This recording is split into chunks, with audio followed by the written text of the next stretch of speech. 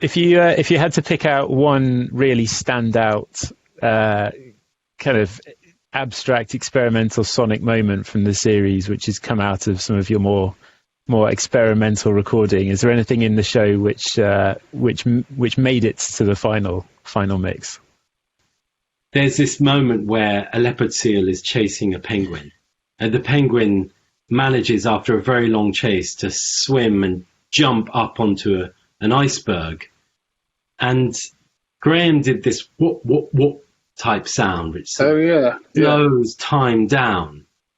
And I remember first hearing it and thinking, wow, that's something I much more associate with hearing in a cinema than I do in a traditional wildlife series.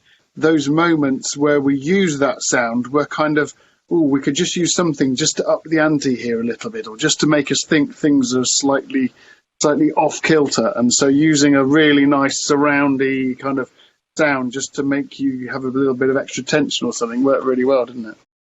Most of the time what you're doing is you're looking at what's on the screen and what is going to help tell the story. But there are times when you think, well, okay, you can add a bit more, and that you know that there's frequency space and there's actual space for effects to be put in. And I think that was also what was so good about Dolby Atmos is being able to pull back from the screen a bit. It gives you more sound real estate, doesn't it? You've got more space to be able to use things around in the audio space. And quite often we've got narration or we've got music which might be driving a sequence, so then you can put some of the sounds in other places so they're still there reinforcing what's going on if needed, and vice versa. So sometimes we might have a very effects heavy sequence and we'll just move the music backwards, so the music's kind of doing a more supporting role from around and above, and let the action take place on screen. Overall, what do you think that Dolby Atmos brought to the show over and above what working in stereo or 5.1 could have done?